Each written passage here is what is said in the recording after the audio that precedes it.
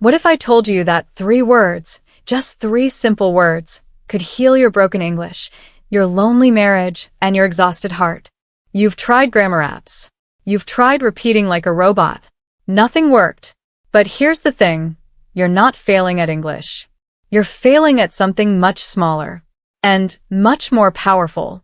Stay with me. Because by the end of this real story, you'll never practice English the same way again. Now, close your eyes for a second. Just a second. Imagine you're standing in front of your bathroom mirror. It's 6:47 a.m. Your hair looks like you lost a fight with a pillow. Your eyes are puffy. And you're whispering something in English. Over and over. Like a crazy person. I love you. Again. I love you. Again, but slower, like you're trying to cast a spell. I love you. If someone walked in right now, they'd think you were either practicing for a romance movie audition or having a mental breakdown. Spoiler alert, it's neither. You're just trying to say 3 simple words. 3 words that a 5-year-old American kid says to their mom before breakfast. 3 words that your neighbor says to her husband while taking out the trash. But for you, those 3 words feel like standing on a stage in front of 1,000 people, naked, holding a microphone that keeps screeching. That was me. This morning. Not 10 years ago. Not back in 2016 when I first arrived. This morning. In my bathroom. With my husband downstairs making coffee and my 2 kids arguing over the last piece of toast like it's the World Cup final. And here's the embarrassing part. I've lived in the US for years. I've given work presentations in English. I've argued with customer service on the phone. I've even shouted at a guy who cut me off in traffic, and trust me, that requires a certain level of English fluency. But saying, I love you to my own husband still feels like swallowing glass. Why? That's the question that kept me up at night. And I'm not talking about the romantic, movie-style I love you with candles and violins. I'm talking about the casual one. The good morning, here's your coffee, by the way I love you one. The one that Americans throw around like confetti at a parade. You see, where I grew up, you didn't say I love you every day. You showed it. You cooked food. You paid bills. You stayed quiet and endured. Love was silent. Love was heavy. Love was something you proved with actions, not something you whispered into someone's ear while they were brushing their teeth. So when my husband first said, I love you, to me at 7:15 a.m. on a random Tuesday, I froze. My brain went blank. My mouth opened, but what came out was something like, okay, eggs? Not romantic. Not even polite. Just confused. And he laughed. Because he thought I was being cute. But I wasn't being cute. I was terrified. Let me explain what was happening inside my head at that moment. Because this is where you might recognize yourself. My brain was running a background calculation. A stupid, ancient, completely useless calculation. It went something like this. If I say, I love you in English, what if my pronunciation is wrong? What if the love sounds like laugh? What if he thinks I'm saying, I laugh you? That's not a thing. But what if? What if he realizes I don't sound like a native speaker? What if he thinks I'm not sincere because my voice sounds weird? What if? Stop. Just stop. Do you see how ridiculous that is? My husband wasn't grading my accent. He wasn't holding a clipboard with a checklist. Pronunciation 7 out of 10, intonation 6 out of 10, emotional authenticity 8 out of 10. He was just loving me. And I was too busy being afraid of sounding stupid to actually receive it. That's the trap. And I bet you've fallen into it too. Maybe not with I love you. Maybe with I'm sorry. Maybe with I need help. Maybe with you matter to me. There's always a short sentence, 3, 4, 5 words that should be easy, but for some reason, your throat closes up every time you try to say it in English. And the cruelest part? The more you practice, the worse it gets. Because practicing makes you think about it more. And thinking makes you more anxious. And more anxiety makes you mess up. And messing up makes you feel like a failure. And feeling like a failure makes you want to quit. Sound familiar? I was there. I was so there. There were mornings I pretended to still be asleep just so I wouldn't have to say good morning back. Not because I didn't love him, but because I knew good morning would be followed by I love you, and I couldn't face that 3-word wall before my first cup of coffee. That's not a language problem anymore. That's a heart problem. And here's the thing no textbook will tell you. You cannot think your way out of this. You cannot download an app. You cannot watch another How to Express Feelings in English video. Because your problem isn't vocabulary. Your problem is that your brain has learned to associate English with danger, with judgment, with the fear of not being good enough. And when your brain thinks it's in danger, it shuts down. It literally shuts down the language centers. You forget words you've known for years. Your tongue feels like a brick. Your voice comes out shaky or too quiet. And then you blame yourself. I'm so stupid. I've studied for years, and I still can't say 3 words. But you're not stupid. You're just scared. And nobody taught you how to be scared in a second language. So let me tell you what happened on the day I almost broke my marriage. The day those 3 words became a weapon instead of a gift. The day I realized that I love you isn't just a phrase, it's a muscle. And my muscle had completely atrophied. But that's for the next part. Right now, I just want you to remember one thing. The shorter the sentence, the louder the fear. And that's completely normal. That doesn't mean you're bad at English. It means you're human. Now take a breath. Because in the next section, I'm going to show you exactly how 3 tiny words almost destroyed everything I built, and how the same 3 words brought it all back. A typical American morning. Let me paint you a picture. A real one. Not the kind you see in movies where everyone wakes up with perfect hair and the sunlight hits the pancakes just right. My house, 7:12 a.m. The coffee maker is doing that dying animal gurgle because my husband forgot to clean it again.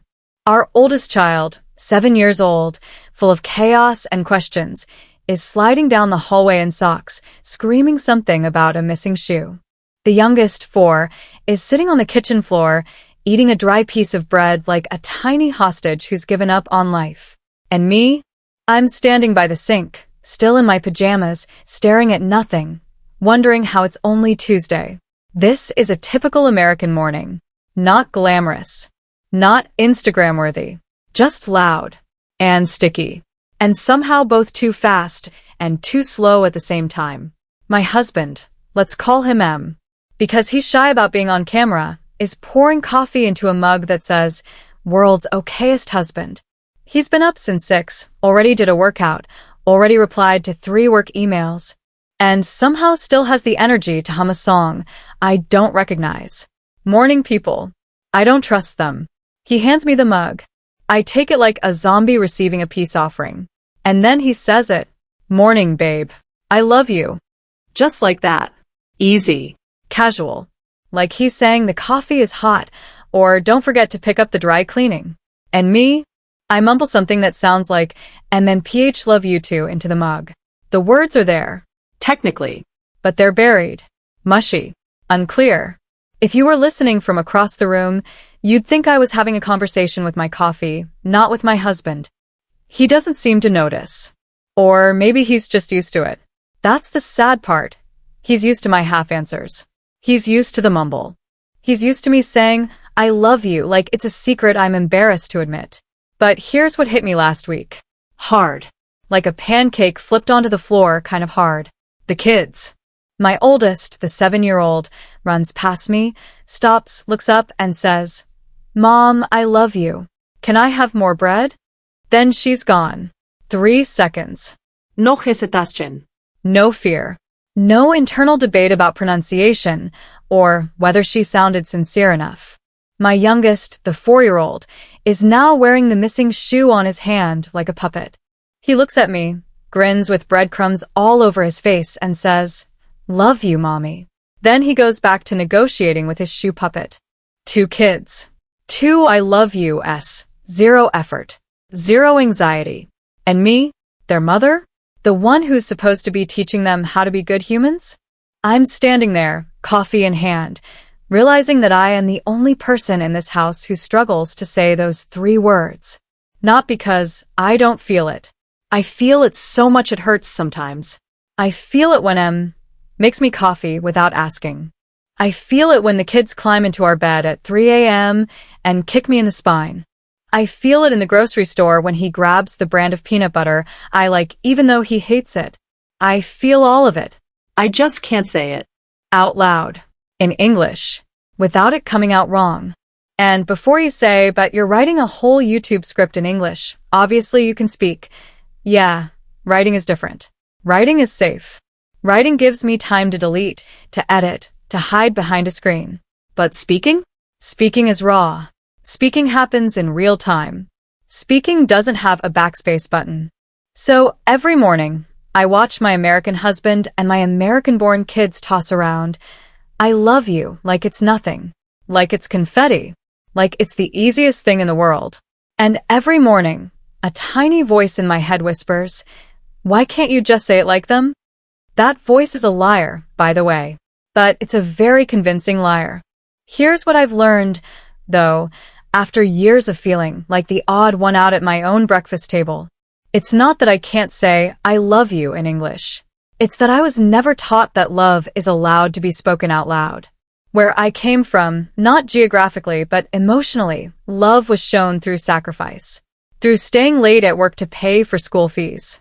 Through cooking your favorite dish even when you're exhausted. Through silence. Through endurance. Words? Words were cheap. Anyone could say, "I love you." The real love was the one you didn't say. So when I moved into this loud, sticky, confetti-filled American life, I brought that old rulebook with me. And it worked fine until it didn't. Until my husband started looking confused when I didn't say it back. Until my kids started saying "I love you" to me 10 times a day and I realized I was only saying it back maybe twice. Do you know what that feels like? Being outloved by a 4-year-old who puts shoes on his hands? It feels terrible. And also a little funny.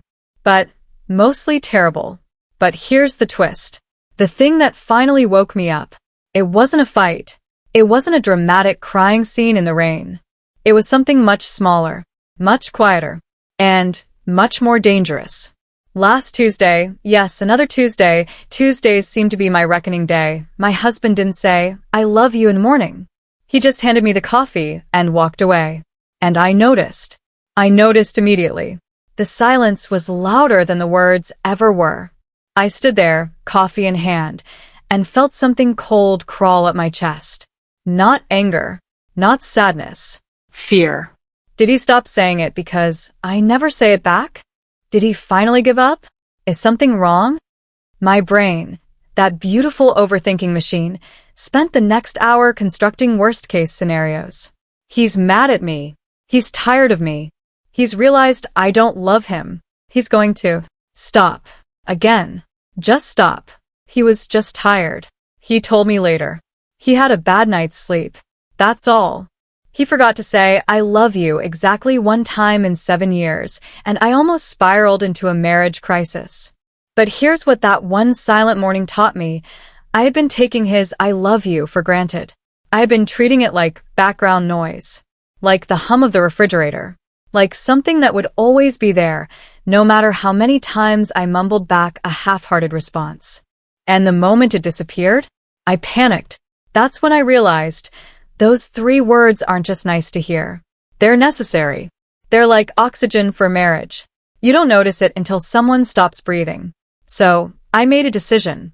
A stupid, small, embarrassingly simple decision. I decided that the next morning, I would say "I love you" first. Not in response. Not a mumble into my coffee. First. Clear. Out loud. Like a grown woman who actually loves her husband. And you know what happened? I couldn't do it. The next morning came. I had the words ready. I practiced them in the bathroom. I love you. I love you. I love you. Sounded fine to me. Sounded normal.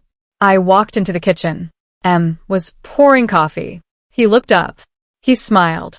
And my throat closed. Just like that. The words were right there. On the tip of my tongue. 3 syllables. 2 seconds. And I couldn't. I just couldn't. So I said good morning instead. Again. But that failure. Yes, I'm calling it a failure. Because that's what it was. That failure became the most important thing that ever happened to my English practice. And to my marriage. Because the next day I tried again. And the day after that. And the day after that. And on the 4th day, something shifted. Something small. Something almost invisible. But I'll tell you about that in the next part. Because right now, I want you to ask yourself, what's the one short sentence you've been avoiding saying in English? And who are you avoiding saying it to? The answer might surprise you. 3 words that saved me. So here I was. Day 4 of my stupid, tiny, embarrassingly difficult mission. Say, I love you first. Before the coffee. Before the morning chaos. Before my husband had a chance to say it to me. Day 1, failed. Day 2, failed. Day 3, failed so hard I actually said pass the salt instead. At 7 a.m. We don't even keep salt on the breakfast table. By day 4, I was ready to give up. Not just on the mission, on the whole idea that I could ever be someone who says I love you easily in English. I had already started making peace with it. Maybe I'm just not that person, I told myself. Maybe some people are verbal lovers, and some people are silent lovers. I'm a silent lover. That's fine. That's my identity now. Except it wasn't fine. And I wasn't fine. And the only person who had convinced me it was fine was me, because I was too scared to try again. But then something happened. Something so small that if I blinked, I would have missed it. It was 7:03 a.m. The kids were both miraculously occupied. The oldest was building a fort out of couch cushions. The youngest was reading a book upside down. My husband was at the counter, buttering toast. Normal. Boring. Tuesday. And for no reason at all, my mouth opened. And out came, Hey. He looked up. And then I said it. Not beautifully. Not smoothly. Not like a movie star or a native speaker, or even a confident intermediate learner. I said it like someone who was about to throw up. I love you. 3 words. No mumble. No coffee mug blocking my face. No pretending I was talking to the dog. Just me, standing in my pajamas. Hair's still a mess. Looking directly at my husband. Saying I love you first. The silence that followed lasted about 1 second. But to me, it felt like an hour. My brain was screaming. Too late to take it back. Too late to take it back. Why did you do that? Now he's going to. And then he smiled. Not a big, dramatic movie smile. Just a small, tired, genuine Tuesday morning smile. And he said, I love you too, babe. That was it. No confetti. No tears. No music swelling in the background. Just buttered toast and 2 people who love each other, one of whom finally said it first for the first time in years. And here's the part one did not expect. The part that changed everything. After I said it, after the words left my mouth and landed in the space between us, I felt something. Physically. In my body. A tightness in my chest that I didn't even know was there suddenly loosened. Like someone had been sitting on my ribs for a decade and just stood up. I didn't know I was holding my breath. But I was. For years. Every morning, waiting for him to say, I love you, so I could mumble back a safe response. I was holding my breath. And when I finally said it first, I exhaled. That's when I realized those 3 words weren't just for him. They were for me too. We talk about I love you like it's a gift we give to other people. And it is. But it's also a gift we give to ourselves. Because when you say it out loud, you're not just telling someone you love them. You're telling yourself, I am safe enough to say this. I am brave enough to be vulnerable. I am allowed to take up space in this relationship. And if you're learning English, if you're living in a language that isn't your first, that feeling of safety is everything. Let me explain why. And I promise I'll keep the science light because nobody wants a lecture. But here's the truth. Your brain has something called the amygdala. It's the part that detects danger. And for years, every time you spoke English and made a mistake, or felt judged, or got corrected, or froze in front of someone, your amygdala quietly noted, English equals not safe. So now, every time you try to speak, your amygdala wakes up. It sends a little alarm to your body. Your heart beats faster. Your throat tightens. Your mouth dries up. And the part of your brain that stores vocabulary, it shuts down. Because in danger mode, your brain doesn't care about grammar. It cares about survival. That's why you forget simple words. That's why your accent gets worse when you're nervous. That's why you can write a perfect email but can't order a sandwich without sweating. It's not because you're bad at English. It's because your brain thinks English is dangerous. So, how do you fix that? How do you convince your amygdala that English is safe? You can't think your way out of it. You can't study your way out of it.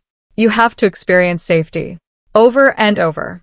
In small, stupid, tiny moments. Like saying, I love you first to your husband on a random Tuesday morning. That moment, those 3 seconds, was a data point for my brain. A tiny piece of evidence that said, see? You said it. Nothing bad happened. Nobody laughed. Nobody corrected your pronunciation. You didn't die. And then the next morning I said it again. Easier this time. Still weird. Still a little shaky. But easier. And the morning after that. Even easier. Within a week, I was saying, I love you first without thinking about it. Not perfectly. Not with a beautiful American accent. But automatically. Like someone who had finally stopped holding their breath. And here's the magic part. The part one still can't believe is real. Once I stopped being afraid of those 3 words, other words started coming easier too. I'm sorry. I need help. Can you listen for a minute? That hurt my feelings. All the short, scary sentences that I had been avoiding for years, they started falling out of my mouth. Not because I got better at English. Because I got braver. And bravery, it turns out, is a better teacher than grammar. But I have to be honest with you. This story isn't all sunshine and easy mornings. Because just when I thought I had figured it out, just when I was feeling proud of myself for saying, I love you like a normal person, something happened that almost destroyed everything. My husband stopped saying it back. Not forever. Not even for a full day. But for one horrible, gut-wrenching afternoon, he heard me say, I love you, and he just nodded. And walked away.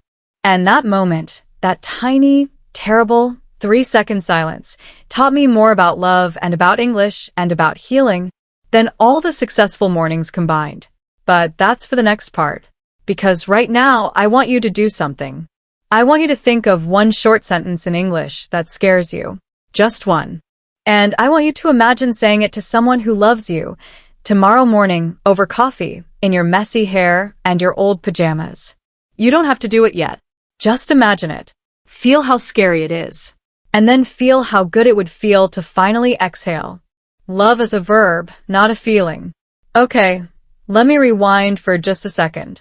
Because I left you hanging at the worst possible moment. My husband nodded at my, I love you, and walked away. No, I love you too. No, thanks. No, nothing. Just a nod. Like I had informed him that the trash needed to go out. I know. Cruel, right? But here's the thing. He wasn't being cruel. He was being tired. Overwhelmed. Human. And that's actually the whole point of this part. So stay with me. Before I tell you what happened next, and trust me, it gets both worse and better, I need to explain something that took me years to understand. Something that no one taught me, not in any English class, not in any marriage book, not in any YouTube video. Here it is. Love is not a feeling. Love is a verb. I know. You've heard that before. It sounds like something printed on a throw pillow at Home Goods. But I'm not talking about the cute version. I'm talking about the brain version. The science version. The version that will actually help you stop being afraid of speaking English. Let me get weird for a minute. Your brain doesn't actually know what love is. Not really. Love is too big, too vague, too abstract. Your brain is a lazy organ. It likes things it can touch, see, measure. So when you feel love, that warm, fuzzy, I want to protect this person feeling, your brain isn't processing a noun. It's processing a series of actions. Eye contact, gentle touch, saying words out loud, making coffee without being asked, listening without interrupting. Those are verbs, actions, things you do. And here's where it gets interesting for anyone learning English. Your brain treats spoken language the same way. I love you isn't just information. It's an action. A small, physical, real-world action that changes the chemistry of the people in the room, including you. There's this hormone called oxytocin. You've probably heard of it. The cuddle hormone. The bonding chemical. It gets released when you hug someone, when you pet a dog, when you say, I love you, and mean it. But here's the part nobody tells you. Oxytocin also lowers cortisol. Cortisol is the stress hormone. The one that makes your heart race, your palms sweat, and your throat close up when you try to speak English in front of someone. So when you say, I love you, really say it out loud. To someone who matters, you are literally, chemically, biologically reducing your own stress. You are telling your amygdala, see? Safe. No danger. You can relax now. That's not poetry. That's neurology. And that's why on day 4, when I finally said I love you first and my husband smiled, my body felt different.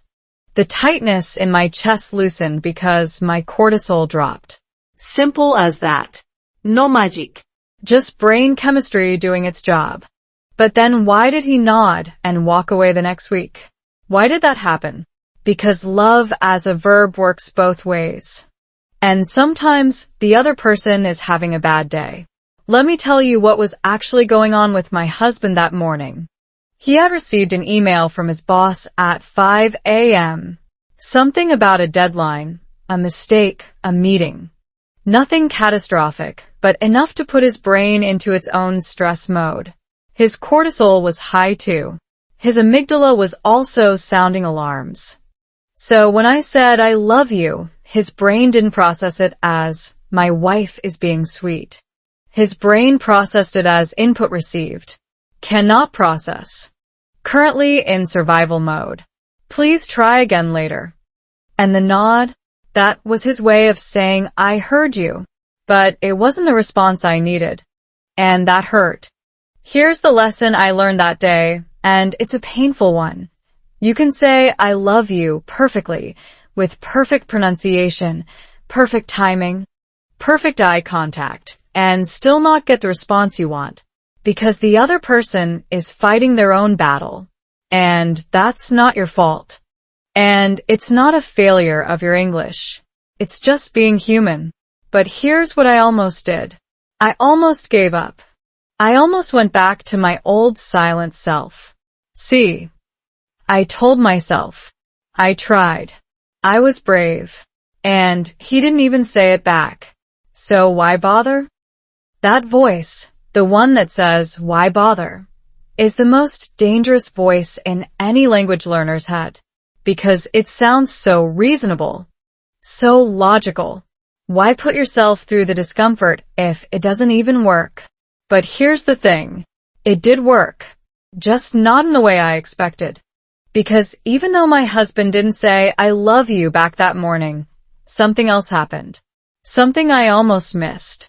Later that day, after work, after dinner, after the kids were in bed, he came and sat next to me on the couch. He didn't say anything at first. He just put his hand on mine. And then he said, Hey, I'm sorry about this morning. I was in my head. I love you. I always love you. Even when I'm a jerk about it. And then he laughed. And I laughed. And we sat there like two tired people who had somehow survived another Tuesday. That's when I understood love as a verb isn't about getting the immediate response. It's about building a pattern, a rhythm, A habit. Every time I said I love you first, I was planting a seed. Not every seed grows overnight. But if I stopped planting because one seed didn't sprout fast enough, then nothing would ever grow. The same is true for your English. Every time you open your mouth and say something scary, even if the person responds with a blank look, even if they correct you, even if they nod and walk away, you are still building a habit. You're still telling your brain, I can do hard things. I can be brave. I don't need the perfect response to keep going. And over time, not overnight, but over time, your brain starts to believe you. So here's my challenge to you right now in the middle of this video. Think of one verb, just one, an action that represents love for you. Maybe it's listen. Maybe it's help. Maybe it's stay. Maybe it's simply say, I love you. Now ask yourself, when was the last time you did that verb in English? Not felt it, not thought about it, actually did it, out loud, with another human being. If the answer is too long ago or never, that's not a judgment. That's just data. And data can change.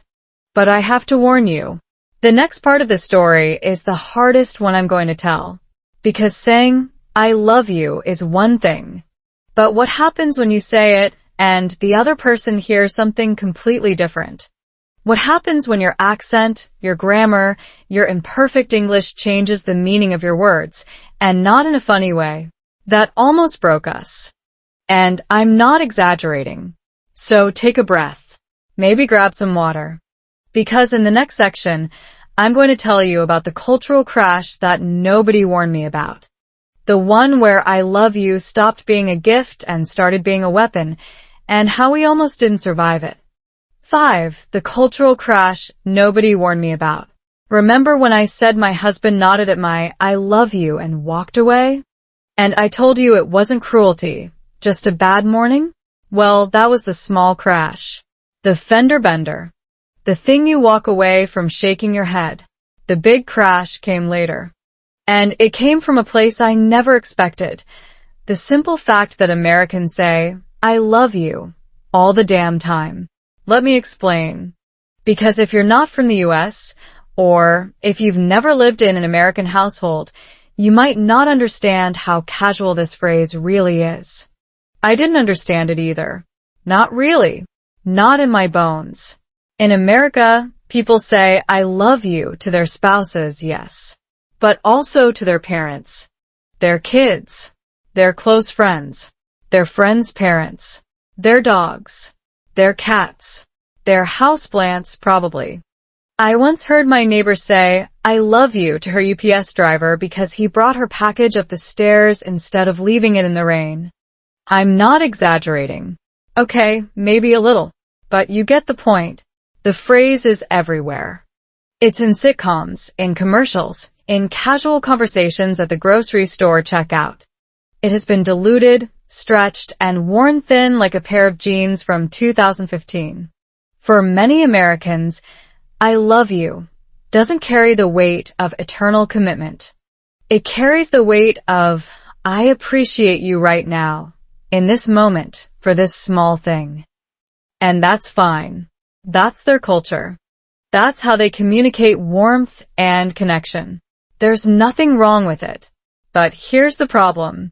That's not my culture. And it might not be yours either. Where I come from, emotionally, not geographically, I love you is heavy. It's rare. It's something you say maybe a few times in your life, on special occasions, with tears in your eyes and a lump in your throat. It's not for Tuesday mornings. It's not for buttered toast. It's for weddings, hospital beds, and airport goodbyes. So when I moved into this American life, I brought that heavy version with me. And my husband brought his light version. And for years, we talked past each other without even knowing it. Here's what that looked like in real life.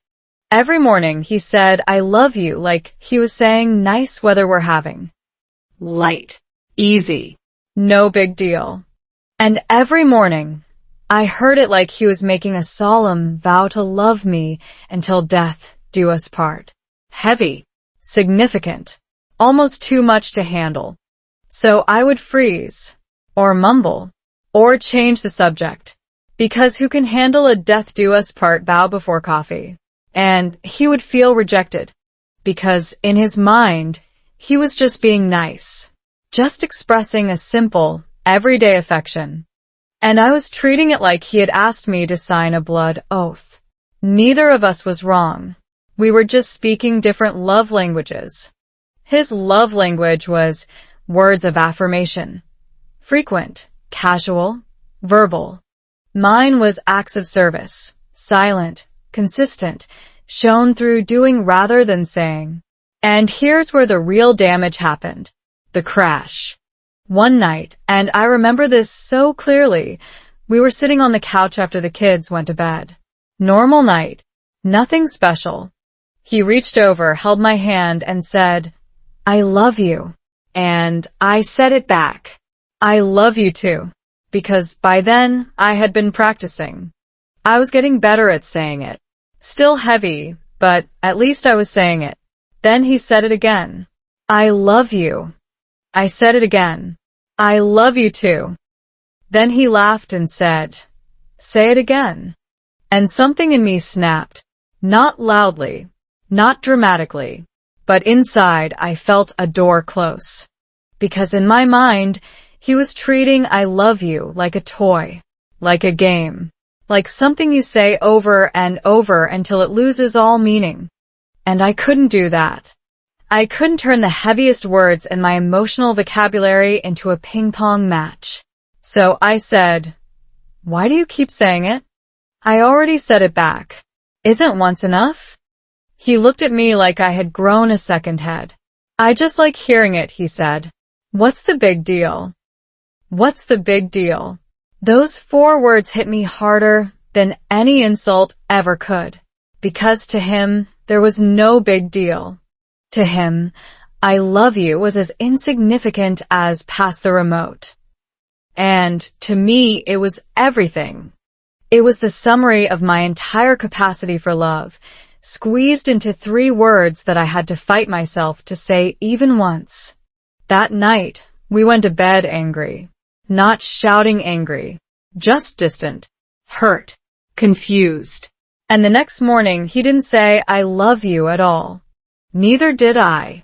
That silence lasted 3 days. 3 days of polite conversation about school pickups and grocery lists. 3 days of "Can you pass the milk?" and "Did you pay the electricity bill?" 3 days of 2 people living in the same house, sleeping in the same bed, and pretending that everything was fine when it absolutely was not. On the 3rd night, I cried in the bathroom. Not the pretty kind of crying. The ugly kind. The kind where you sit on the edge of the bathtub, face in your hands, and wonder if you've ruined everything. And here's what I realized, sitting there on the cold bathroom tile at 11 p.m. The problem wasn't that he said, "I love you" too much. And the problem wasn't that I said it too little. The problem was that neither of us had ever explained to the other what those words actually meant to us. I assumed he knew how heavy they were for me. He assumed I knew how light they were for him. And both of us were wrong. That's the cultural crash. Not countries, not borders, but the invisible borders between how 2 people understand the same 3 words. And here's the part that matters for you, whether you're learning English or in a relationship with someone from a different background, or both. Words don't have fixed meanings. They have the meanings we bring to them. When you say "I love you" in English, you might be carrying the weight of your mother tongue, your childhood, your unspoken rules about when love should be spoken and when it should be shown. And the person listening might be carrying something completely different. That doesn't mean one of you is right and one of you is wrong. It means you have to talk about it, which is terrifying because talking about it requires more English, more vulnerability, more risk. But I did it. The next morning, I walked into the kitchen, still puffy-eyed from crying, and I said, "Hey, can we talk about the I love you thing?" And he said, "Yeah, I've been wanting to." And then we had the hardest, most awkward, most important conversation of our marriage. Not in perfect English. Not with beautiful sentences, but with real ones. I'll tell you exactly what we said in the next part. Because what came out of that conversation, the rule we made, the tiny daily habit we started, changed everything. Not just our marriage, but my entire relationship with speaking English. And I think it might change yours too. The cultural crash nobody warned me about. Remember when I said my husband nodded at my "I love you" and walked away? And I told you it wasn't cruelty, just a bad morning? Well, that was the small crash. The fender bender. The thing you walk away from shaking your head. The big crash came later. And it came from a place I never expected. The simple fact that Americans say, "I love you," all the damn time. Let me explain. Because if you're not from the US, or if you've never lived in an American household, you might not understand how casual this phrase really is. I didn't understand it either. Not really. Not in my bones. In America, people say "I love you" to their spouses, yes, but also to their parents, their kids, their close friends, their friends' parents, their dogs, their cats, their houseplants probably. I once heard my neighbor say "I love you" to her UPS driver because he brought her package up the stairs instead of leaving it in the rain. I'm not exaggerating. Okay, maybe a little, but you get the point. The phrase is everywhere. It's in sitcoms, in commercials, in casual conversations at the grocery store checkout. It has been diluted, stretched, and worn thin like a pair of jeans from 2015. For many Americans, "I love you" doesn't carry the weight of eternal commitment. It carries the weight of "I appreciate you right now, in this moment, for this small thing." And that's fine. That's their culture. That's how they communicate warmth and connection. There's nothing wrong with it. But here's the problem. That's not my culture. And it might not be yours either. Where I come from, emotionally, not geographically, "I love you" is heavy. It's rare. It's something you say maybe a few times in your life, on special occasions, with tears in your eyes and a lump in your throat. It's not for Tuesday mornings. It's not for buttered toast. It's for weddings, hospital beds, and airport goodbyes. So when I moved into this American life, I brought that heavy version with me. And my husband brought his light version. And for years, we talked past each other without even knowing it. Here's what that looked like in real life. Every morning he said "I love you" like he was saying nice weather we're having. Light. Easy. No big deal. And every morning, I heard it like he was making a solemn vow to love me until death do us part. Heavy. Significant. Almost too much to handle. So I would freeze, or mumble, or change the subject. Because who can handle a death do us part vow before coffee? And he would feel rejected. Because in his mind, he was just being nice. Just expressing a simple, everyday affection. And I was treating it like he had asked me to sign a blood oath. Neither of us was wrong. We were just speaking different love languages. His love language was words of affirmation. Frequent, casual, verbal. Mine was acts of service, silent, consistent, shown through doing rather than saying. And here's where the real damage happened. The crash. One night, and I remember this so clearly, we were sitting on the couch after the kids went to bed. Normal night. Nothing special. He reached over, held my hand, and said, "I love you." And I said it back. "I love you too." Because by then, I had been practicing. I was getting better at saying it. Still heavy, but at least I was saying it. Then he said it again. "I love you." I said it again. "I love you too." Then he laughed and said, Say it again. And something in me snapped. Not loudly, not dramatically, but inside I felt a door close. Because in my mind, he was treating I love you like a toy, like a game, like something you say over and over until it loses all meaning. And I couldn't do that. I couldn't turn the heaviest words in my emotional vocabulary into a ping-pong match. So I said, "Why do you keep saying it?" I already said it back. "Isn't once enough?" He looked at me like I had grown a second head. "I just like hearing it," he said. "What's the big deal?" What's the big deal? Those 4 words hit me harder than any insult ever could. Because to him, there was no big deal. To him, I love you was as insignificant as pass the remote. And to me, it was everything. It was the summary of my entire capacity for love, squeezed into 3 words that I had to fight myself to say even once. That night, we went to bed angry. Not shouting angry, just distant, hurt, confused. And the next morning, he didn't say, "I love you" at all. Neither did I. That silence lasted 3 days. 3 days of polite conversation about school pickups and grocery lists.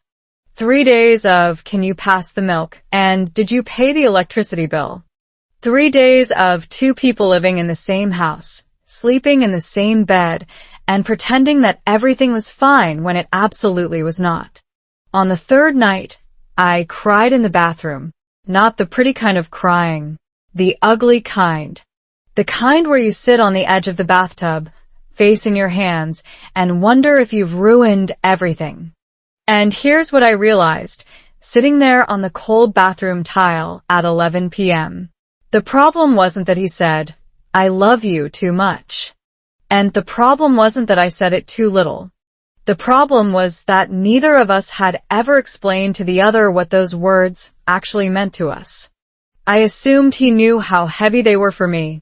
He assumed I knew how light they were for him. And both of us were wrong. That's the cultural crash. Not countries. Not borders. But the invisible borders between how 2 people understand the same 3 words. And here's the part that matters for you, whether you're learning English or in a relationship with someone from a different background, or both. Words don't have fixed meanings. They have the meanings we bring to them. When you say, "I love you" in English, you might be carrying the weight of your mother tongue, your childhood, your unspoken rules about when love should be spoken and when it should be shown. And the person listening might be carrying something completely different. That doesn't mean one of you is right and one of you is wrong. It means you have to talk about it, which is terrifying because talking about it requires more English, more vulnerability, more risk. But I did it. The next morning, I walked into the kitchen, still puffy-eyed from crying, and I said, "Hey, can we talk about the I love you thing?" And he said, "Yeah, I've been wanting to." And then we had the hardest, most awkward, most important conversation of our marriage. Not in perfect English.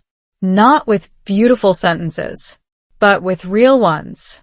I'll tell you exactly what we said in the next part. Because what came out of that conversation, the rule we made, the tiny daily habit we started, changed everything. Not just our marriage, but my entire relationship with speaking English. And I think it might change yours too. Learning to say it anyway. So there we were, 2 grown adults, Standing in the kitchen. Payamas. puffy eyes from crying. Coffee that had gone cold because we were too busy being awkward to drink it. And I said the scariest sentence I had ever said in English. Not "I love you." Something much harder. Can we talk about the I love you thing? My husband, sweet, patient, confused American man, looked at me like I had just asked to reorganize the garage. But he nodded. Because that's what you do when your wife has been crying and she's finally ready to talk. Here's what I told him. And I'm telling you this exactly as I said it, bad grammar and all. When you say, I love you many times, for me, it feels less. Like you are saying it because habit, not because you mean it. And for me, I say it only when I really, really mean. So when you say it again and again, I feel. I don't know how to say. Cheap? No. Not cheap. But the word becomes empty. He listened. He didn't interrupt. He didn't correct my grammar. Thank God, because if he had corrected me in that moment, I would have thrown my cold coffee at him. Then he said, "Can I tell you what it feels like from my side?" I nodded. When I say I love you in the morning, I'm not trying to make a big statement. I'm just checking in. Like, hey, I see you. You're here. I'm glad you're here. And when you don't say it back, or when you say it like it hurts, I feel like you're not glad I'm here. Like you're somewhere else. And that scares me. I had never thought of it that way. To me, not saying I love you was neutral. Just silence. To him, silence was rejection. Do you see the gap? It's not about English. It's about what silence means in each person's emotional dictionary. So we made a deal. A stupid, simple, almost embarrassingly small deal. Here it is. Every morning, one of us says, I love you first. And the other one says it back. No exceptions. No mumbling into coffee mugs. No changing the subject. Just the words. Out loud. Every single day. That was the rule. And I immediately hated it. Because now I couldn't hide. Now I couldn't pretend I didn't hear him. Now I had to say those 3 heavy, terrifying words every single morning, whether I felt ready or not. The first week was torture. I'm not exaggerating. Every morning, I would wake up and immediately feel a knot in my stomach. Today's the day I have to say it. Again. I said it like a robot. Like someone reading a script in a language they didn't believe in. I love you. I love you too. No words. No eye contact. Just words. Empty calories. But here's what happened in week 2. Something shifted. Not because I got better at English. Not because I suddenly believed in the phrase. But because my husband started doing something different. He started saying it back with a smile. A real one. Not a performance smile. A tired, genuine, I just woke up, I'm happy to see you smile. And that smile did something to my brain. It created a pattern. A tiny, repetitive, boring pattern. Morning. Coffee. I love you. Smile.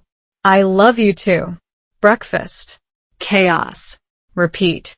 After 2 weeks, my body stopped tensing up when I heard the words. After 3 weeks, I stopped rehearsing my response in my head. After a month, I said, I love you first without even thinking about it. I just said it. Like it was normal. Like I had been doing it my whole life. That's when I learned the most important lesson about learning any language or any new emotional skill. You don't wait until you're ready. You do it until you're ready. See, most people think motivation comes first. I need to feel confident before I speak. I need to feel loving before I say I love you. I need to feel like I won't make mistakes before I open my mouth. But that's backwards. Neuroscience is very clear about this. Action comes before motivation, not the other way around. You say, I love you when you don't feel like it. And then the feeling follows. You speak English when you're terrified. And then the confidence follows. You do the thing, and then your brain catches up. That's what happened to me. I didn't suddenly wake up one day feeling brave. I woke up every day feeling scared, and then I said the words anyway. And after enough days of anyway, my brain finally got the memo. Oh, we're doing this now. Okay, I guess we're not scared anymore. But here's the part one didn't expect. The part that made me cry in the grocery store parking lot. One morning, maybe day 40 or 50 of our stupid little rule, my husband was sick. Really sick. Fever, cough, the whole miserable package. He stayed in bed. I got the kids ready, made breakfast, packed lunches, did the whole morning chaos solo. And as I was walking out the door to take the kids to school, I realized something. I hadn't said I love you to him yet. Not because I forgot, but because I had gotten so used to him saying it first that I didn't know how to do it when he wasn't there to start the pattern. So I walked back to the bedroom. He was half asleep, looking terrible, wrapped in a blanket like a miserable burrito. I leaned down and said, Hey. I love you.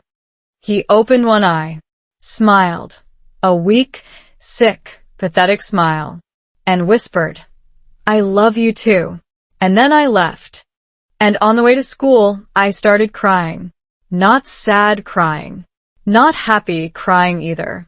Just overwhelmed crying. Because for the first time in my entire life, saying, I love you in English felt as natural as breathing.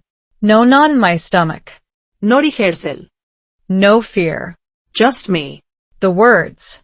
And someone who wanted to hear them. That was the moment I stopped practicing English and started living in it. But I have to warn you, this story isn't over. Because just when I thought I had mastered the I love you problem, life threw me a curveball. A big one. One that had nothing to do with my husband and everything to do with the two tiny humans who were fighting over a juice box in the back seat. The kids. Because here's the thing about learning to say, I love you, as an adult English learner. It's hard.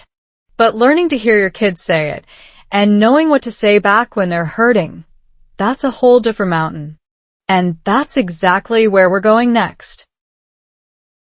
The kids enter the story. You know that feeling when you think you've finally figured something out? When you pat yourself on the back and say, good job, me, I did the hard thing? And then life looks at you, laughs, and throws a juice box at your head? That's what happened next. I had mastered the morning, I love you ritual. Well, mastered is a strong word. Let's say I had stopped actively panicking. My husband and I had our rhythm. Coffee, words, smile, chaos. Repeat. It wasn't beautiful, but it was ours. Then my kids decided to get involved. It started innocently enough. My oldest, the 7-year-old, came home from school one day and asked me a question that stopped my heart. Mom, why do you say I love you so weird? I blinked. What do you mean weird?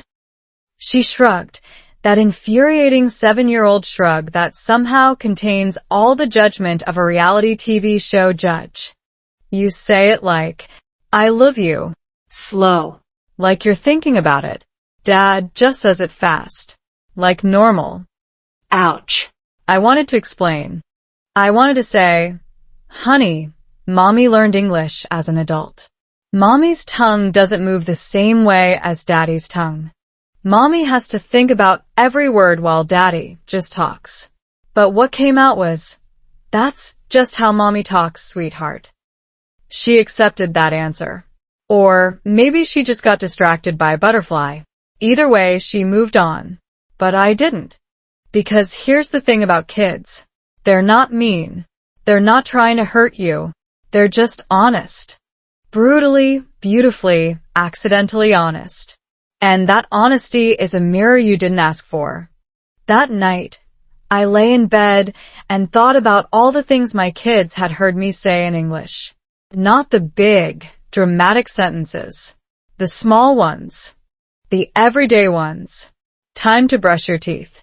Put on your shoes. Don't hit your brother. I love you. Did I say all of those weird? Did my accent make me sound like a foreigner in my own home? Did my kids notice? Of course they noticed. They noticed everything. They just didn't care. Or rather, they cared about different things. Let me give you an example. A few weeks later, my youngest, the 4-year-old, the one who puts shoes on his hands, was crying in the middle of the living room floor.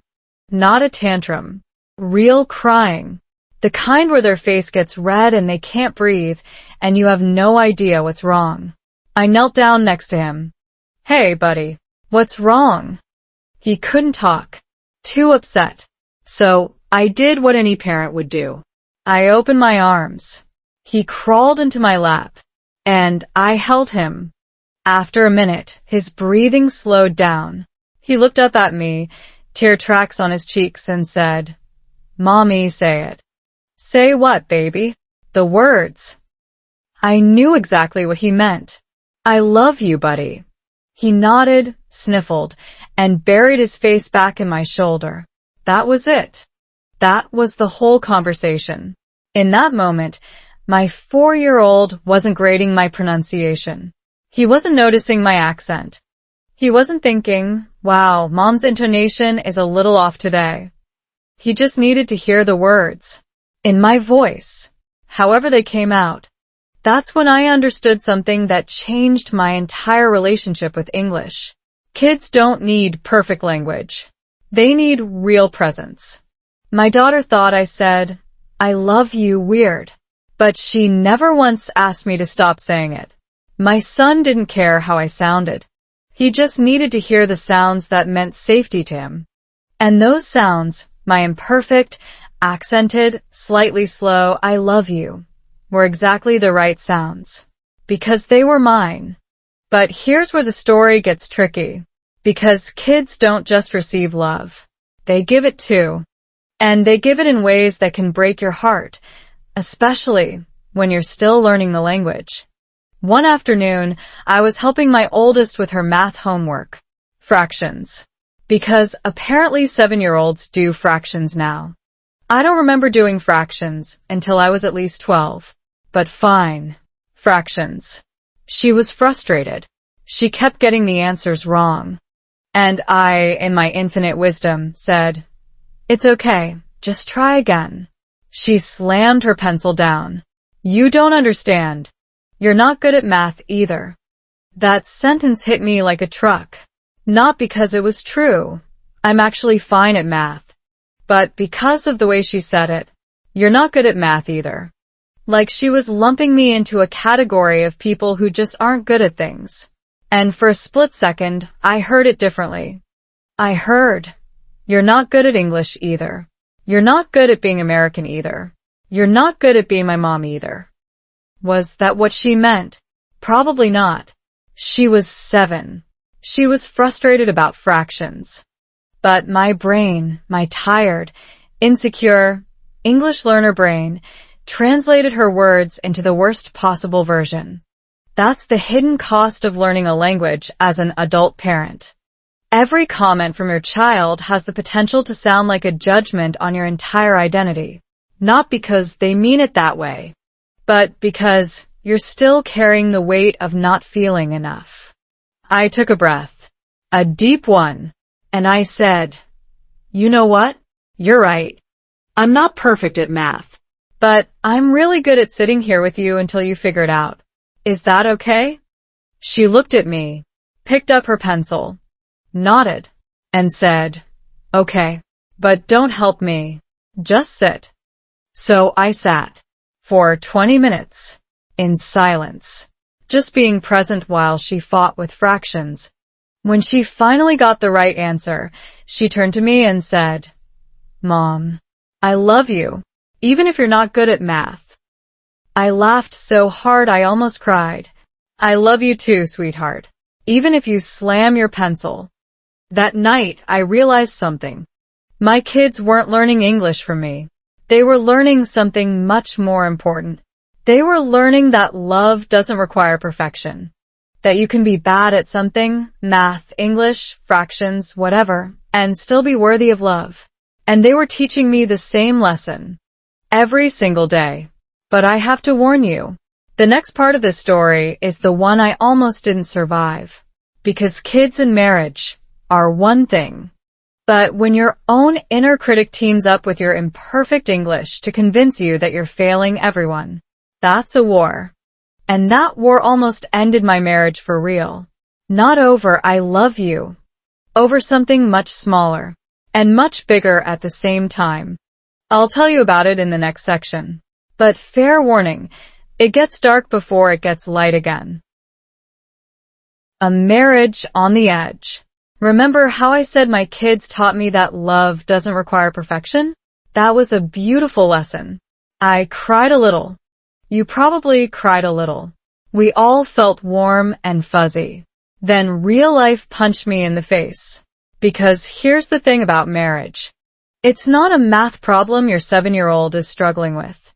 It's not a crying 4-year-old who just needs a hug and 3 quiet words. Marriage is 2 grown adults with their own wounds, their own insecurities, and their own completely different rule books about what love is supposed to look like. And when you add a language barrier to that, even a small one, even one that you think you've mostly overcome, it becomes a ticking time bomb. The explosion happened on a Thursday, a completely normal Thursday. Nothing special. No anniversary, no fight, no big dramatic event. That's what made it so dangerous. It snuck up on us like a cold. Here's what happened. I had a bad day. Not a catastrophic day. Just one of those days where everything feels slightly wrong. The kids were extra loud. Work was annoying. I spilled coffee on my shirt before my first meeting. You know the kind of day. The kind where by 4 p.m. you're not sad or angry, just tired. Deeply bone-tired. My husband walked in the door at 5:30. Normal time. He said, "Hey, how was your day?" And I said, "Fine." That's it. One word. Fine. In English, fine is a lie. Everyone knows that. Fine means not fine, but I don't have the energy to explain. My husband knows this. He's American. He's been saying fine his whole life and meaning the opposite. But here's the problem. When I said fine, my accent made it sound actually fine. Like really fine. Like everything is wonderful. Please don't ask any follow-up questions. Because in my head, when I say fine in my normal voice, it carries the weight of exhaustion. But to his American ear, my pronunciation of fine is so careful, so deliberate, that it sounds cheerful. Like I'm trying to be polite. Do you see the disaster brewing? He took me at my word. Okay, good, he said, and went to change out of his work clothes. And I stood in the kitchen, feeling completely invisible, thinking, did he not hear me? Did he not notice that I'm dying inside? Why didn't he ask again? Why didn't he push? But here's the other side. He didn't push because he trusted me. He asked, "How was your day?" I said, "Fine." He believed me. That's what a good partner does. They believe you when you tell them something. Except I wasn't telling him the truth. I was telling him what was easy. And the gap between easy and true, that's where marriages go to die. The next morning, I was still tired. Still off. Still carrying that invisible weight. He said, "I love you." I said it back. But my heart wasn't in it. And he noticed. Of course he noticed. He's not an idiot. "Are you okay?" he asked. I said I'm fine. I snapped. Snapped. That's the word. Not yelled. Not screamed. Just snapped. Like a twig. Like something small and dry that finally broke. He stepped back. Physically stepped back. Like I had slapped him. "Okay," he said. Quietly. "Okay." And then he walked away. And we didn't talk for the rest of the day. Not because we were fighting. Because we were both hurt and neither of us knew how to fix it without making it worse. That night, after the kids were in bed, we sat on the couch. Not touching. Not talking. Just existing in the same room like 2 strangers who happened to share a Netflix account. Finally, he said, "I don't know what I did wrong." And I said, "You didn't do anything wrong. Then why are you angry at me?" "I'm not angry at you. I'm angry at everything." That doesn't make sense. I know it doesn't make sense. That's the point. Nothing makes sense. I'm tired. I'm sad. I don't know why. And I can't even explain it to you because every time I try, the words come out wrong. And then you look at me like I'm crazy. And then I feel even more alone. I was crying now. Ugly crying. The kind where your nose runs and you can't breathe. And he was just sitting there. Not moving. Not reaching for me. Just frozen. "What do you want me to do?" he asked. And that question, "What do you want me to do?" is the most dangerous question in any marriage. Because it sounds helpful. It sounds like problem solving. But what it really means is, I don't know how to be with you in this feeling, so please give me a task so I can feel useful and not helpless. And when you're already feeling alone, being asked to give instructions on how to be loved, that's the loneliest feeling in the world. I didn't answer him. I got up, walked to the bathroom, closed the door, and sat on the floor. Again. The bathtub edge was getting to know me personally at this point. That night, we slept on opposite sides of the bed. Not touching. Not angry. Just separate. And in the dark, I thought, this is it. This is how it ends. Not with a bang. Not with cheating or screaming or throwing dishes. Just with two people who love each other but can't figure out how to say it in a way the other person can hear. The next morning, I woke up before him. I looked at his face, peaceful, asleep, unaware that our marriage was hanging by a thread I had woven myself. And I made a decision. A stupid, terrifying, possibly humiliating decision. I was going to say something. Not "I love you." Something harder. Something I had never said out loud in English before. Something that required me to admit that I was the problem. Not him. Not the language. Me.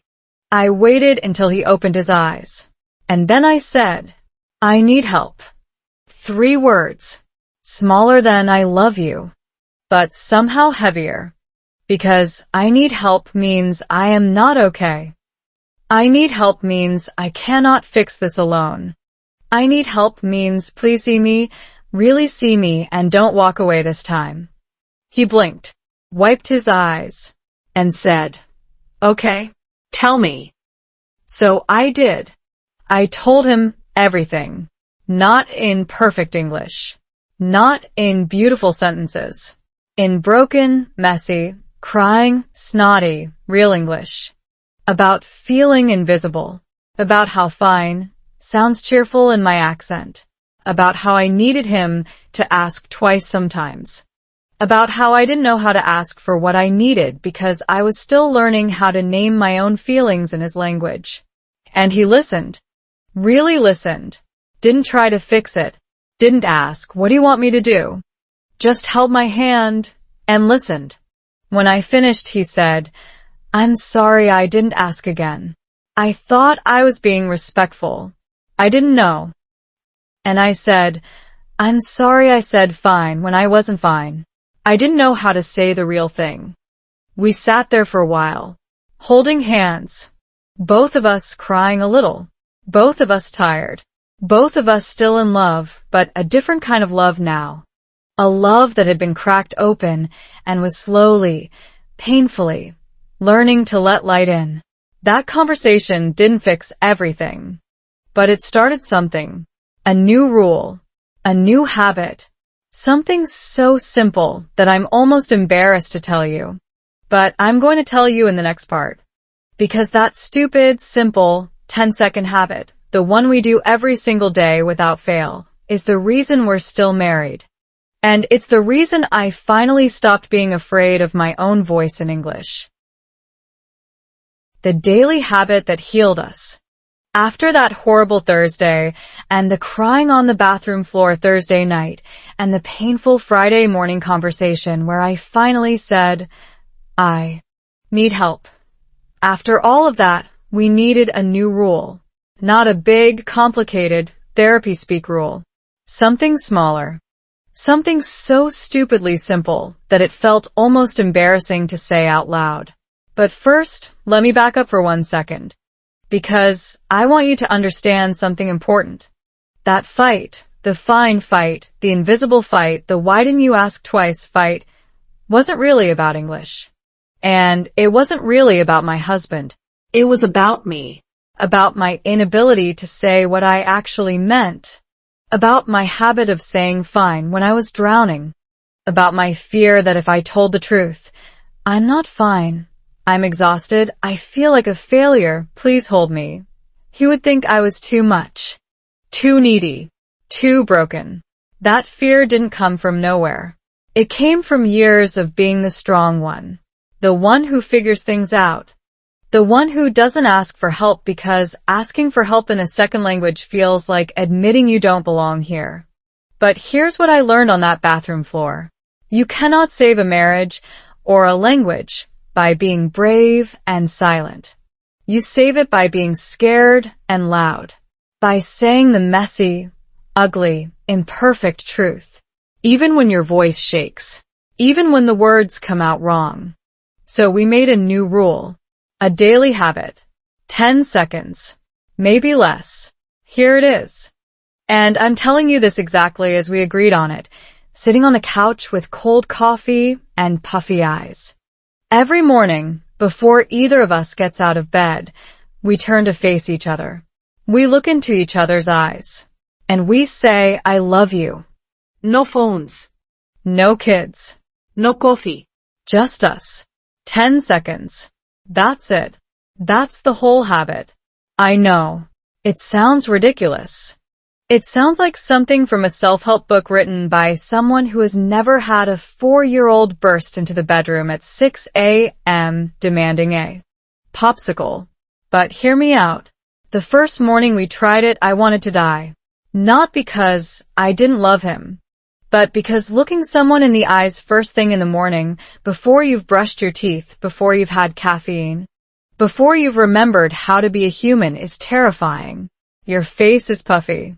Your breath is bad. You're not ready. But we did it anyway. We turned toward each other. He looked at me. I looked at him.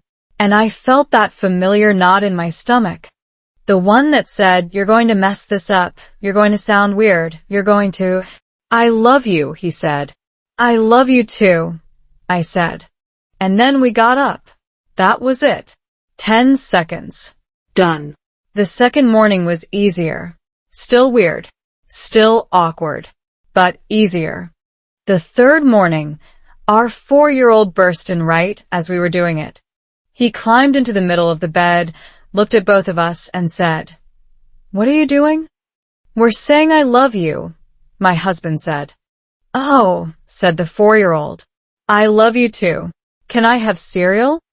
And that was the moment I realized something. This stupid little habit wasn't just for us. It was for them too. Our kids were watching. They were learning that love is something you say out loud every day, even when it's awkward, even when someone interrupts you for cereal. But here's where the magic happened. And I don't use the word magic lightly because I'm not a fairy godmother. I'm a tired mom who drinks too much coffee. After about 2 weeks of this daily eye contact, I love you ritual, something shifted in my body. Physically. Remember the amygdala? The danger-detecting part of my brain that had linked English with fear? It started to calm down. Not all at once, but gradually. Because every morning, when I said, I love you, while looking into my husband's eyes, nothing bad happened. No one corrected my pronunciation. No one laughed. No one said, you sound weird. He just smiled. A tired, genuine, I love you even though you haven't brushed your teeth yet smile. And that consistent, repetitive, boring safety, day after day after day, started to rewire my brain. English wasn't dangerous anymore. Or at least, this tiny corner of English wasn't dangerous. Here's the science part, and I promise to keep it light. Your brain has something called neuroplasticity. Fancy word, simple meaning. Your brain can change. The pathways you use get stronger. The pathways you don't use get weaker. For years, my brain had been using the English is scary pathway. Every time I froze, every time I mumbled, every time I avoided saying, I love you, I was making that pathway stronger. deeper.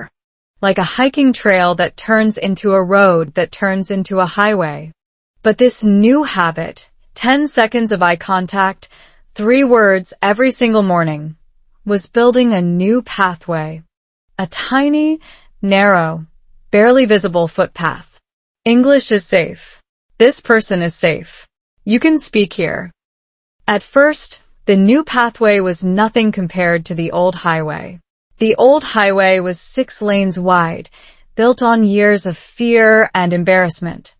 But every morning I walked on the new footpath. Just once. Just 10 seconds. And after a month, the footpath got wider. After 2 months, I could walk on it without thinking. After 3 months, sometimes I forgot the old highway even existed. That's the power of a tiny daily habit. Not dramatic. Not heroic. Just consistent. But I have to tell you about the day this habit saved our marriage for real.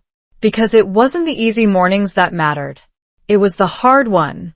About 6 months into our daily ritual, we had another fight. A bad one. Not about fine this time.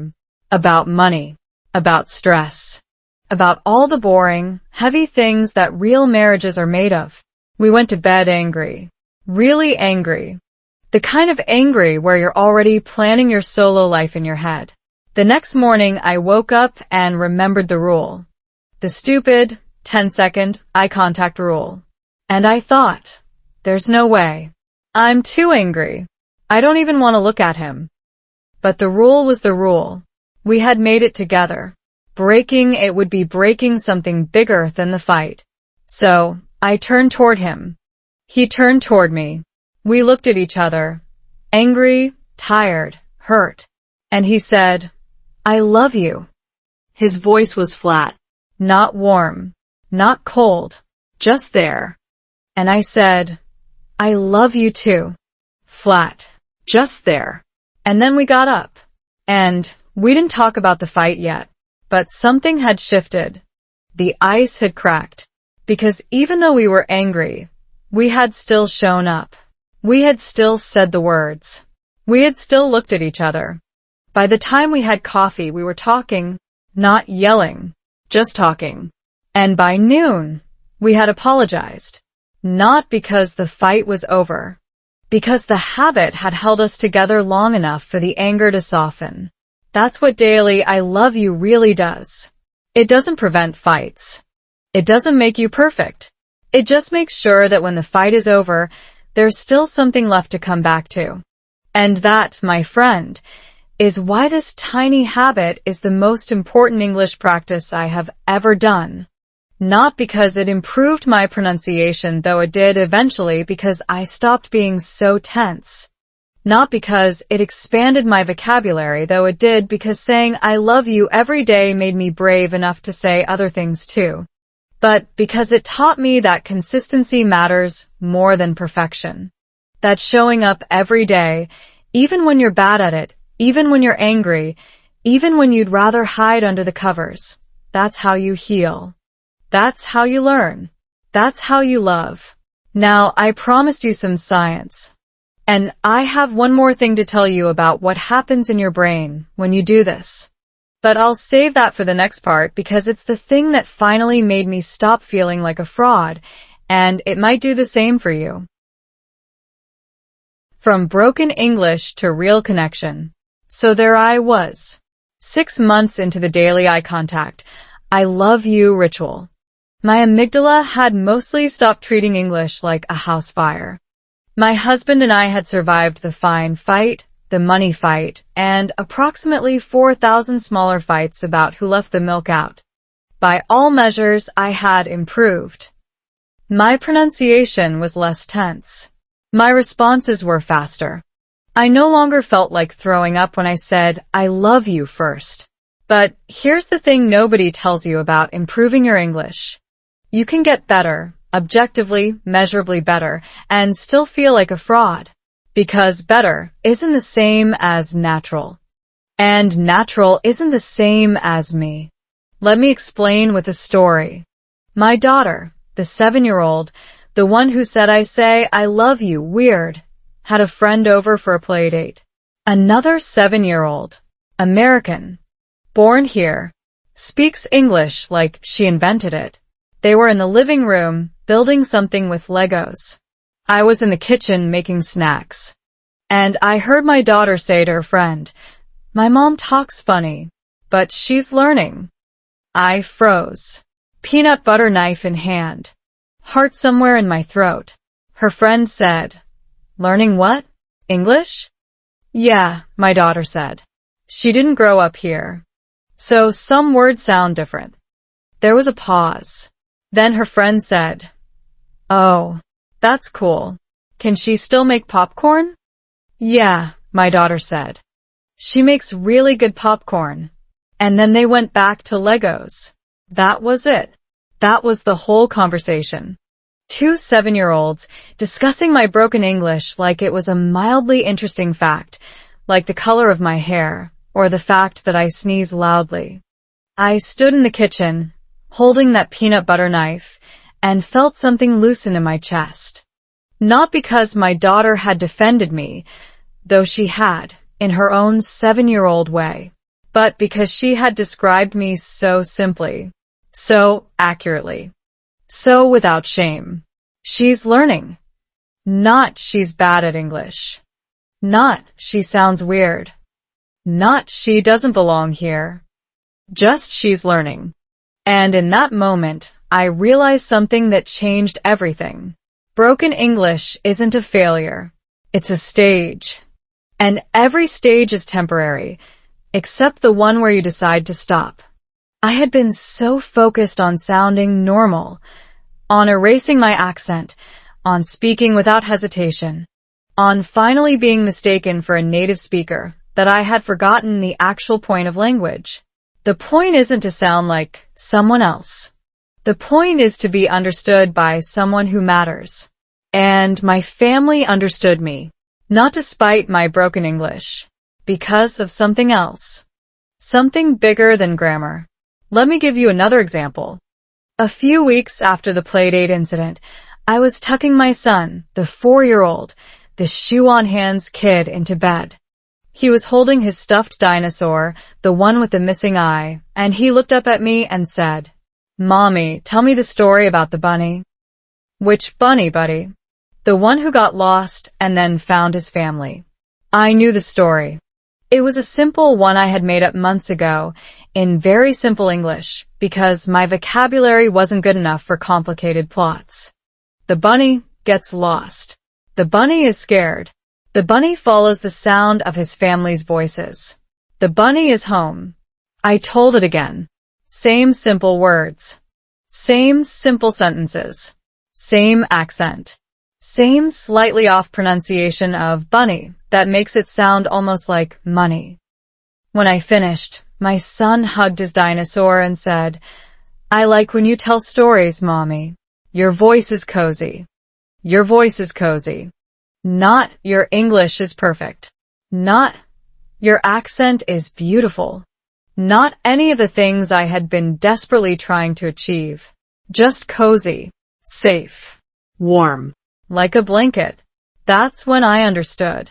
My family didn't love my English because it was correct. They loved it because it was mine. Because when I spoke, they heard me, not a textbook, not a grammar app, not a native speaker impersonator. Just me.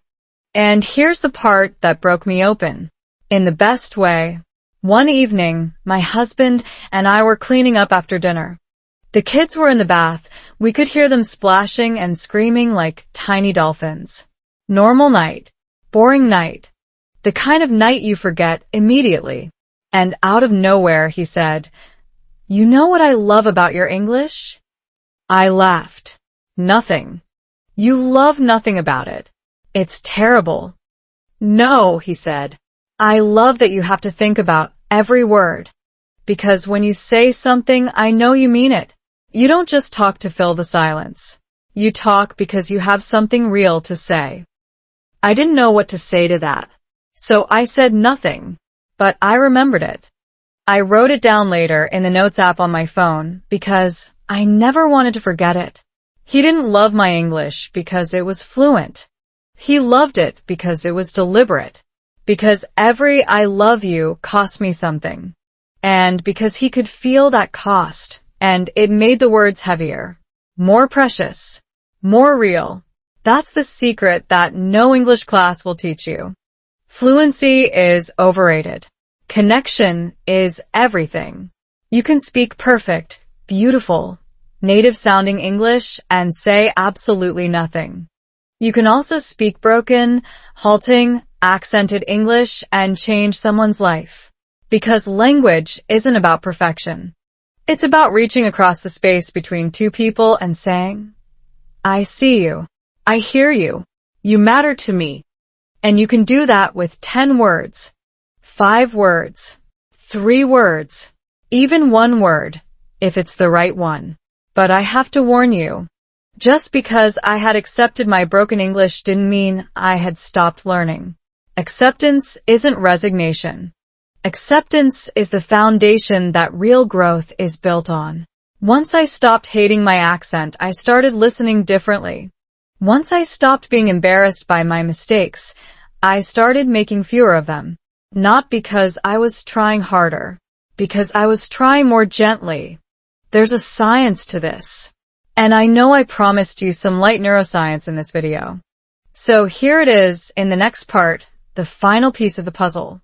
The thing that explains why being kind to your broken English is actually the fastest way to fix it.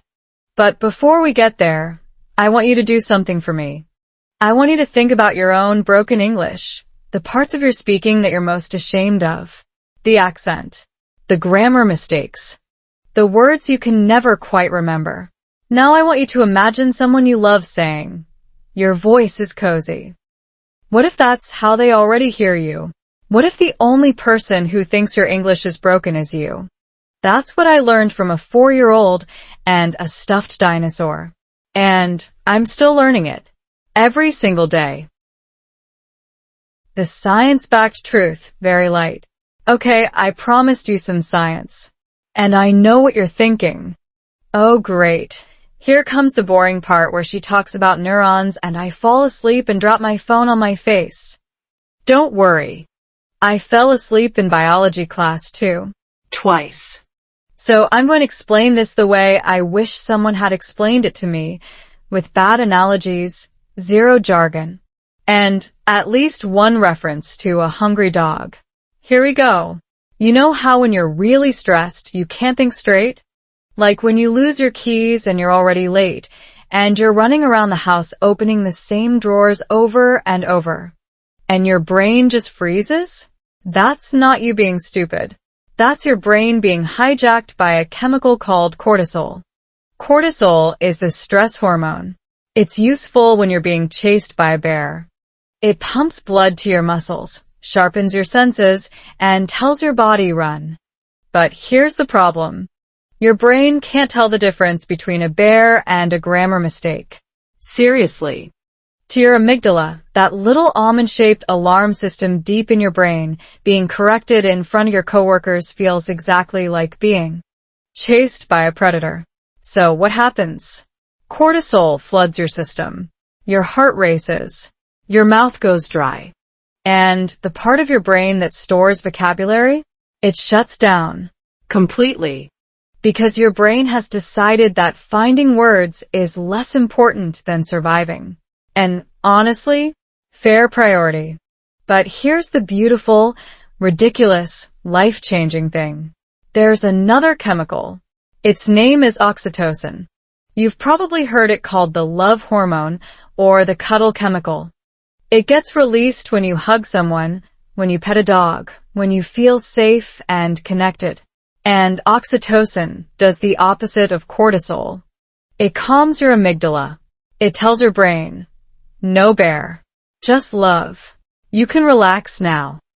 So when you say, I love you to someone who matters, and they say it back and they mean it, and they smile at you with their tired morning face, your brain releases oxytocin.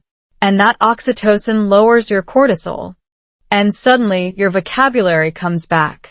Your tongue relaxes. Your accent softens.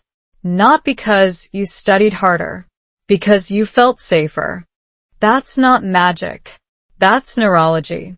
And it's the reason my daily, I love you, habit worked better than any English app one ever downloaded. Let me give you a concrete example. Remember how I said my pronunciation improved after a few months of the morning ritual? I used to think it was because I was practicing the phrase over and over. Muscle memory. Repetition. The usual story. But that's not what happened. What actually happened was, every morning I said I love you in a state of low cortisol. Because my husband was right there. Because nothing bad happened. Because my brain finally learned that this moment, this person, this language was safe. And when your brain feels safe, it learns faster. Not a little faster. Dramatically faster. Like trying to read a book in a quiet library versus trying to read the same book in a burning building. Same book. Same eyes. Completely different result. There's a study. I'll keep it short, I promise. Where researchers looked at language learners in two different environments. One group was taught in a warm, encouraging, low-stress setting. The other group was taught in a high-stress setting with constant correction and pressure. The low-stress group learned twice as fast. Twice. Not 10% faster. Twice. Why? Because stress shuts down the learning centers of your brain. Calm opens them up. So, here's the question I want you to sit with. When you practice English, are you practicing in a state of calm or a state of fear? Are you saying, I love you, to someone who makes you feel safe? Or are you repeating phrases into your phone, alone, waiting for an app to tell you if you're good enough? I'm not saying apps are bad. I'm saying they don't release oxytocin. A screen has never hugged you. A green checkmark has never smiled at you and said, I love you too, even though you said it weird. That's why the most effective English practice I have ever done doesn't look like practice at all. It looks like love. It looks like 10 seconds of eye contact every morning. It looks like saying, I love you even when my accent makes it sound like, I laugh you. It looks like being vulnerable and stupid and imperfect and being loved anyway. But here's the part that really blew my mind. The oxytocin effect isn't one way. When I say, I love you to my husband, his brain releases oxytocin too. And when his stress goes down, he becomes a better listener, more patient, more present. So my broken English doesn't frustrate him the way it might frustrate a stranger. Because his brain is also in safe mode. We created a loop. A positive chemical, brain-changing loop. I say, I love you. He feels safe. He listens better. I feel heard. I feel safer. I speak more. My English improves. He notices. He says, I love you back. Round and round. That loop is the real reason I'm sitting here today, recording this video in English, not hiding in my bathroom anymore. And here's the best news. You don't need a husband or a wife to start this loop. You need one person. One person who makes you feel safe. A friend. A sibling. A parent. A child. Even a pet. Honestly, my dog has heard more broken English than any human, and she has never once corrected my grammar. One person. 3 words. 10 seconds. Every day. That's the science-backed truth. And it's so simple that we almost don't believe it. We want it to be harder. We want to believe that suffering is necessary for growth.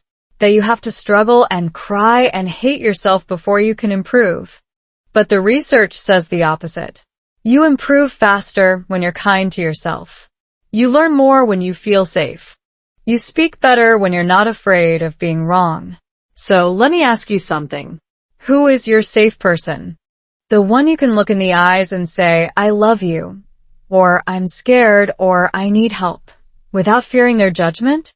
If you have that person, start tomorrow morning. 10 seconds.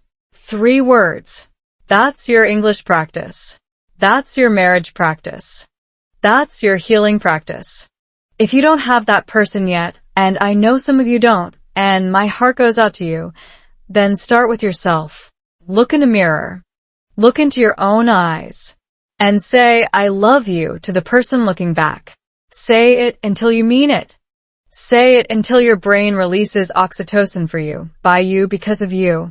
It sounds ridiculous. I know. But so did say I love you to your husband every morning even when you're angry. And that ridiculous thing saved my marriage and my English. The final part of the story, the last section, is about what happens when you take this habit and turn it into a life. Not a perfect life. Not a fluent life. Just a real one. And I promise, I'll end with something you can actually use tomorrow. But first, take a breath. You just learned some neuroscience. You deserve a cookie.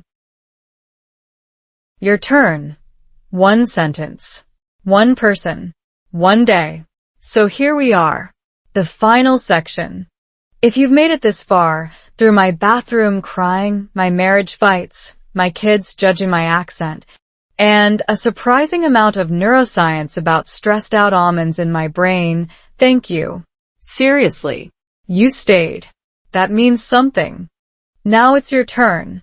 I've told you a story about 3 words. About how I love you. Said every day, badly, imperfectly. With puffy eyes and morning breath, saved my marriage and healed my relationship with English. But this isn't my story anymore. It's yours.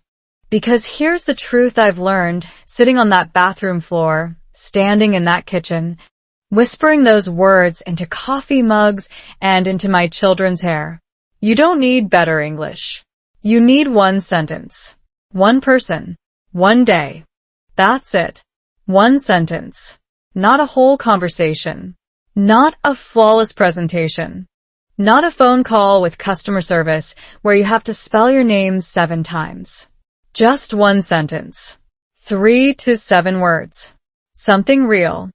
Something you've been avoiding saying. Maybe it's I love you. Maybe it's I'm sorry. Maybe it's I need help. Maybe it's you matter to me. Maybe it's I'm scared and I don't know why. One sentence. Short. Simple. Terrifying. One person. Not everyone. Not the critical coworker. Not the judgmental stranger. Not the voice in your head that sounds like your worst grammar teacher. One person who has already proven they won't hurt you. Your partner. Your kid. Your best friend. Your mom. Your dog. Yourself. Looking in the mirror. One day. Not someday when I'm ready. Because someday is a liar. Someday is the word we use to postpone our own lives. One specific day. Tomorrow. Tuesday. The most ordinary, unglamorous day of the week. Tomorrow morning. Before coffee. Before you can talk yourself out of it. One sentence. One person. One day. That's the whole practice. That's the whole healing. That's the whole secret that no English app will ever sell you because you can't put it in a subscription box. Let me tell you what happened the first time I actually did this. Not the I love you habit, but the bigger version. The version where I stopped hiding behind fine and started telling the truth. It was a Thursday. A few months after the fine fight. I was driving alone, no kids, no husband, which almost never happens. And I called my mom. Not on video. Just audio. Because I didn't want her to see my face. My mom lives far away. She doesn't speak much English. Our conversations are always in our first language. But that day, I said something I had never said before. In any language. Mom, I'm tired. Not sleepy tired. Life tired. English tired. Pretending to be okay tired. There was a long silence. Then she said, I know, baby. Me too. That was it. She didn't fix anything. She didn't give me advice. She didn't tell me to practice more or try harder. She just said me too. And in that moment I realized something. My mom had been tired for 30 years. Tired of being brave. Tired of being strong. tired of saying fine when she wasn't fine. And I had never noticed, because I was too busy performing my own fine. That conversation didn't improve my English, but it improved my life. Because for the first time, I stopped performing and started connecting. And connection, real, messy, imperfect connection, is the only thing that has ever made me want to keep learning. So, here's my challenge to you. And I mean this. I'm not just saying it because it sounds good at the end of a video. Tomorrow morning, or tonight if you're brave, say the sentence. The one you've been avoiding. To the person you've been avoiding saying it to. In whatever English you have. However it comes out. Wrong grammar. Weird accent. Shaky voice. All of it. And then notice what happens. Maybe they say it back. Maybe they don't. Maybe they look confused. Maybe they cry. Maybe they laugh. Maybe they just nod and hand you a cup of coffee. Whatever happens, you will have done something extraordinary. You will have chosen truth over performance, connection over perfection, courage over comfort. And that choice, not the grammar, not the vocabulary, not the accent, that choice is what makes you a real speaker of English. Not a learner. Not a student. Not someone who is still practicing. A speaker. Because speakers say things. Even when they're scared. Especially when they're scared. I still say I love you weird. My kids still notice. My husband still smiles. My accent hasn't disappeared, and it never will. I still forget words. I still make mistakes. I still have mornings when the knot in my stomach comes back, and I have to say the words anyway. But here's the difference. I don't hate myself for it anymore. I don't hide in the bathroom. I don't pretend to be asleep. I just say it. Badly. Beautifully. Honestly. And that, my friend, is the difference between surviving in English and living in English. So, one sentence. One person. One day. That's your English practice. That's your love practice. That's your life practice. You don't need to be fluent. You don't need to be perfect. You don't need to wait until you're ready. You just need to start. Tomorrow morning. Before coffee. With the person who already loves you, even when you say, I love you weird. Because daily I love you doesn't just heal your English. It heals your heart. And then the words, all the words, not just these three, they start to come. Not because you force them. Because you finally made room for them. Thank you for listening to my real story. Thank you for staying until the end. If this video meant something to you, if that knot in your chest loosened even a little, then I've done my job. Now go. Say the sentence. Be weird. Be loved. be you. 3 words changed my marriage. 3 words healed my English. But here's the question I didn't answer in this video, and it's the one that keeps me up at night. What happens when the person you're saying I love you to stop saying it back? That's the story I've never told anyone. Until next time. If this video made your chest feel even a little lighter, if you're ready to stop hiding and start speaking your real English, hit subscribe. Because I'm not here to teach you grammar. I'm here to teach you how to be brave. And trust me, the next story is even stranger, even messier, even more worth your time. Subscribe now. Or don't. But if you don't, you'll never know what happened on the day my husband forgot how to say I love you, and I had to remind him, in my broken English, why those 3 words still mattered. See you in the next one. Subscribe to see real-life English stories. That's all for today. I'll make more videos like this in the future. Subscribe so you don't miss them.